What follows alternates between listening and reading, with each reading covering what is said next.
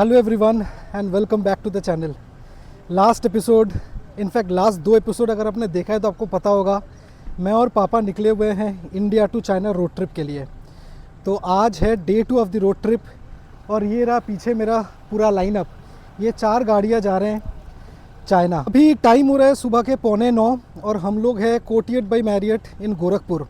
सुबह यहाँ पर गोरखपुर में पहुँच गए थे एट अराउंड 6 o'clock। 3 घंटे का छोटा सा ब्रेक था। अभी हम लोग निकल रहे हैं नेपाल बॉर्डर के लिए। गर्मी बहुत है तो गाड़ी में बैठ के बात करते हैं। हम लोग थोड़ा लेट ही हो गए। प्लान था 7:30 को निकल जाएंगे यहाँ से, बट क्योंकि हम ही लोग थोड़ा सा लेट आए, 6 बजे तक पहुँचे यहाँ पर होटल में, इस वजह से थोड़ा रेस्ट करके ब्रेकफास्ट करके निकलते निकलते थोड़ा टाइम लग ही गया। प्लान अब ये है कि यहाँ से सीधा चलेंगे हम लोग नेपाल बॉर्डर, जिसको सनौली बॉर्डर भी बोलते हैं। वहाँ पर इमिग्रेशन का काम, गाड़ी का भंसर निकालना, ये सारे काम होगा और जिस पे एक्सपेक्टेडली अराउंड 2 आवर्स के आसपास लगना चाहिए। मेरा पहले ना कॉन्वॉय ड्राइव का कोई एक्सपीरियंस नहीं है। मैं हमेशा जब भी चला हूँ, कोई भी वीडियो आप उठा के देख लो, हमेशा अकेला ही चलता हूँ। अकेला मतलब मैं हो गया या गाड़ी में जितने लोग हैं बस उतना ही, मतलब 2-2 गाड़ी या 3-3 गाड़ी का कॉन्वॉय में कभी चला नहीं हूँ। तो ये एक अलग तरीके का एक्सपीरियंस भी है, क्योंकि आपको कोऑर्डिनेट भी करना है। सामने देखो, जैसे ये हम लोग का लीड कार है हाइलक्स, अर्पणदा का गाड़ी है ये, जो ये टूर पूरा ऑर्गेनाइज कर रहा है। पीछे साथ में एक फॉर्च्यूनर है, एक कॉम्पस है, जो आपको लोगों को फर्स्ट शॉट में देखा होगा। तो इन सब के साथ कोऑर्डिनेट करके चलना भी, ये भी एक अलग आर्ट है। मतलब ऐसा नहीं ना कि आप अपने बारे में सोचते रहे और भगाते रहे बस। तो मैं क्या किया, अभी कुछ देर पहले भूल गया था कि मैं कॉन्वॉय में चलना है, मैं भगाते हुए आगे चला गया था। फिर ध्यान आया, नहीं भाई साथ में चलो तभी मज़ा है। नई जगह जाने का इतना एक्साइटमेंट है, वो भी international road trip first time, कि सोचो कल हम लोग सुबह उठे थे 7 बजे, 6-6:30 बजे उठ गए थे। पूरा दिन ऑफिस किया, फिर पूरी रात ट्रैवल किया हम लोगों ने। यहाँ पर आके हार्डली 1 घंटा सोए थे, 1 घंटे भी नहीं सोए और निकल गए। बट अभी तक वो थकान नहीं हुआ है। दोपहर का 11 बज चुका है, ठीक है, बट अभी तक वैसा थकान महसूस नहीं हो रहा है कि बस बिस्तर देखो और सो जाओ। तो मोर देन 30 आवर्स 35 आवर्स हम लोग ऑलरेडी जगे हुए हैं, उसमें से ट्रैवल भी कर रहे हैं। তোমার বাবা কি অবস্থা? ক্লান্ত? না না, हाँ फाइन। तो ये है एक्साइटमेंट नई जगह जाने का।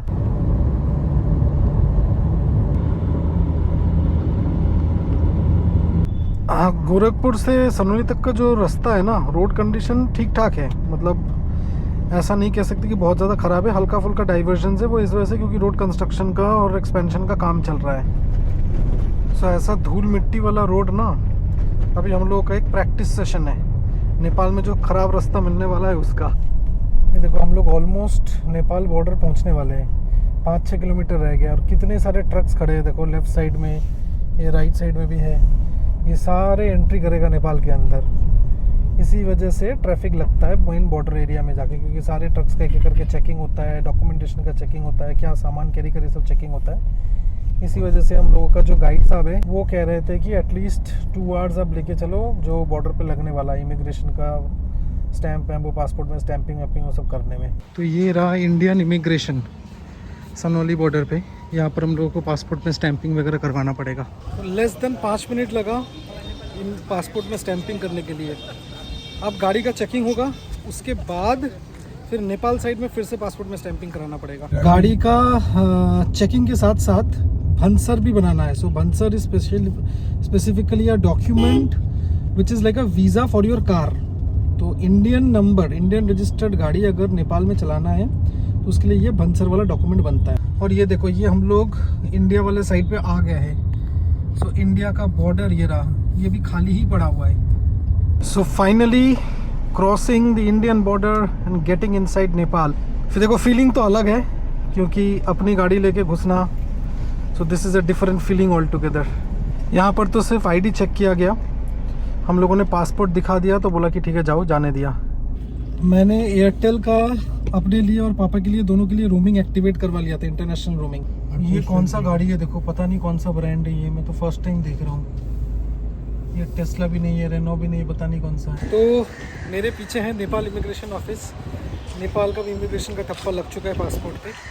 अब बस बाकी रहता है भंसर। अभी फ़िलहाल लंच भी करना है, क्योंकि देखो टाइम ऑलमोस्ट 1:30 हो गया है। लंच करेंगे हम लोग, फिर आगे बढ़ेंगे चितवन की तरफ। Stopped at Maurya hotel for a lunch break. एक नेपाली थाली हम लोगों ने ऑर्डर किया था यहाँ पर, and it was very good. Authentic Nepali थाली, बहुत ही सिंपल बट बहुत ही टेस्टी। मैंने वीडियो बनाया नहीं क्योंकि बहुत लोग बैठे हुए थे, ग्रुप के बाकी सारे मेंबर्स थे, तो सब लोग कंफर्टेबल नहीं होता है ना, इसलिए बनाया नहीं। नेक्स्ट टाइम आप लोगों के साथ शेयर करता हूँ। सच बताऊँ तो नेपाल में गाड़ी चला के तो ऐसा फील ही नहीं हो रहा है कि अलग कंट्री है कोई, क्योंकि यहाँ का जोग्राफी जैसा है, डेमोग्राफिक, टोपोग्राफी, जो भी बोलो, लैंडस्केपिंग रादर। सो यहाँ का लैंडस्केपिंग ऐसा है जिसके साथ इंडिया का बहुत हद तक सिमिलैरिटी। लंच इतना बढ़िया था, सिंपल था बट इतना बढ़िया था कि अब आ रहा है सुस्ती। वो आना लाजमी है क्योंकि कल सुबह का 6 बजे उठा हुआ हूँ, अभी शाम को हो रहा है देखो 3:30। By the way Nepal time में हो रहा है 3:34 और इंडिया टाइम में हो रहा है 3:20। सो नेपाल 15 मिनट आगे है इंडिया से। और जो डिस्टेंस हम लोग को अभी कवर करना है आज रात का स्टे के लिए, दैट इज़ 122 किलोमीटर्स। बट यहाँ टाइम दिखा रहा है देखो 4 घंटा। अच्छा, मैं एक चीज़ बताना भूल गया भनसर के बारे में।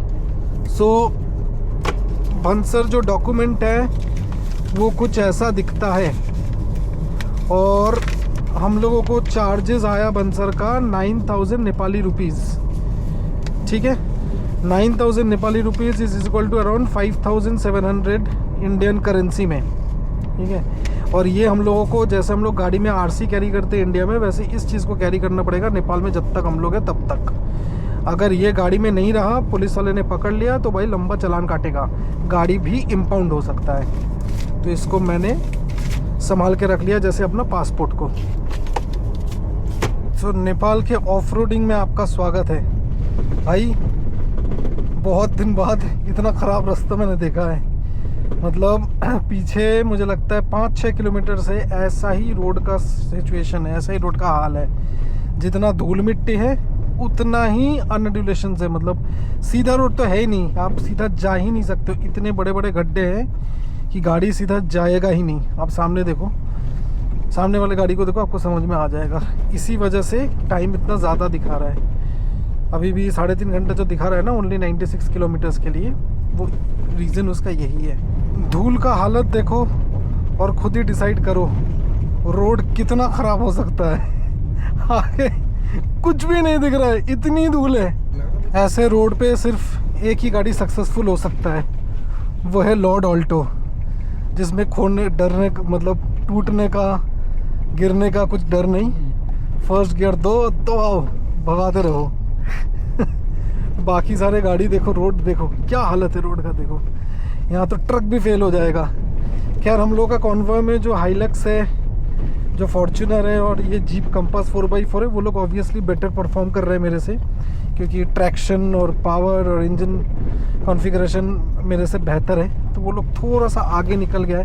देखो के बाद बिल्कुल लेफ्ट टर्न करके अनवेश के पीछे लगाना। ट्रक तक यहाँ फंस जाते हैं। पीछे तो इतने सारे ट्रक्स दिखे जिनका एक्सल वैक्सल सब टूट गया है, शॉक ऑब्जर्वर्स वगैरह, पत्ती जो होता है ना, वो सारे टूट गया है because of this road conditions. जब तक मैं फंसा हुआ हूँ, मैं सोचा कि शेयर कर लो आप लोगों के साथ क्या क्या स्टेप्स हम लोगों ने फॉलो किया नेपाल एंटर करने के लिए। सबसे पहला स्टेप, हम लोगों ने पासपोर्ट में स्टैम्प करवाया from the Indian immigration side. उसके बाद उसी पासपोर्ट में स्टैम्प करवाया from the Nepal immigration side. Passport लेके आना और स्टैम्प कराना ज़रूरी तभी है अगर आप ड्राइव थ्रू नेपाल करके किसी और कंट्री में घुस रहे हो। जैसे हम लोग चाइना घुसने वाले हैं, अगर ड्राइव थ्रू हम लोग नहीं कर रहे हो तो सिर्फ नेपाल घूम के चले जाते हैं, तो पासपोर्ट का कोई ज़रूरत नहीं है। आप गवर्नमेंट आईडी प्रूफ बाकी चीज़ें लेके आ सकते हो, वो भी काम चल जाएगा। इसके अलावा हम लोगों ने बनाया भनसर, तो जिसका एजेंट्स सामने घूमते रहते हैं इमिग्रेशन ऑफिस के सामने, उनको पकड़ लो, वो फटाफट बना के दे देगा। अगर आप पैसा बचाना चाहते हो, मेहनत करना चाहते हो, तो जाके भनसर का ऑफिस, वो भी इमिग्रेशन ऑफिस के साथ साथ ही लगा हुआ है, उधर जाके वो बनाना पड़ता है। भनसर बनाना बहुत ज़रूरी है, बिना भनसर का अपना गाड़ी लेके आप नेपाल में ट्रैवल नहीं कर सकते। तो देखो रोड खराब, ट्रैफिक, साथ में ये जो पुलिया है ये भी टूटा हुआ है। मतलब जो आप सोच सकते हो कि ख़राब हो सकता है एक रोड ट्रिप में, वो सारे हैं, कुछ बाकी नहीं है। देखो आपके सामने है रोड, देखो हालत देखो रोड का, ये भगवान है। तो अभी हम लोगों को पूरा नदी के ऊपर से डिटूर करना पड़ेगा। और वाटर क्रॉसिंग भी आ गया अपना आज का ड्राइव पे। और क्या क्या देखेंगे हैं, कुछ बाकी नहीं है। वाटर क्रॉसिंग भी देख लिया, खराब रास्ता भी देख लिया। एक्चुअली में नदी क्रॉस कर रहे हो। देखो अगर गूगल मैप्स का माने तो हम लोग अभी नदी के अंदर है, एकदम नदी के ऊपर है पूरा। देखो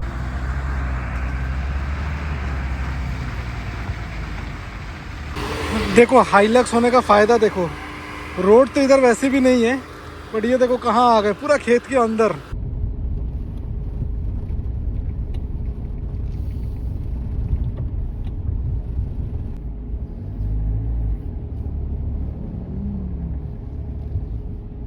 पहला दिन ही इतना एडवेंचर, ना रास्ता है ना जगह है, उसी में से बस गाड़ी सब कुछ चल रहा है। भाई गजब गजब हो गया एडवेंचर ये तो। मतलब मैं सिर्फ वीडियोस देखता था अब तक यूट्यूब पे कि नेपाल के रास्ते के बारे में, आज उसका फर्स्ट हैंड एक्सपीरियंस हो गया। ये राइट साइड में देखो खेत है, बीच में इतना पतला सा एक रोड है जिसमें से हम लोग जा रहे हैं। ये लेफ्ट साइड में भी पूरा खेत ही खेत है।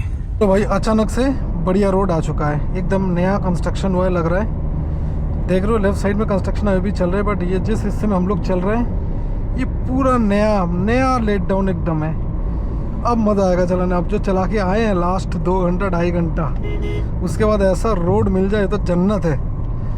अब सिर्फ और सिर्फ भगाना है, रोड जहाँ तक अच्छा है भगाते रहेंगे। चलो रोड ख़राब था, समय बहुत ज़्यादा लग गया, धूल था, ट्रैफिक था, सब ठीक है, सब एक साइड। और दूर जब पहाड़ दिख जाए ना, सारे थकान ख़त्म हो जाते हैं। इसी के लिए तो आए, पहाड़ देखने तो आए हैं, तो थोड़ा ख़राब रोड तो झेलना ही है। खैर ज़्यादा दूर बाकी नहीं है, चितवन अपना 70 किलोमीटर के आसपास रह गया हम लोग का डिस्टेंस। रात का जो आज होटल है, रात में जहाँ स्टे करेंगे, मुझे लगता है सिर्फ वहीं जाके मिलूँगा आप लोगों को, क्योंकि नया और कुछ दिखाने लायक मुझे नहीं लगता कि कुछ और है।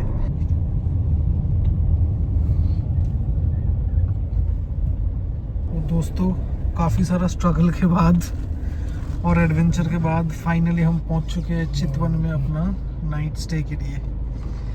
प्रॉपर्टी का नाम है Soaltee western resort Chitwan. So video end करने से पहले एक छोटा सा रूम टूर। रूम में एंटर करते ही राइट साइड में वॉशरूम है जो काफ़ी बड़ा है और क्लीन है।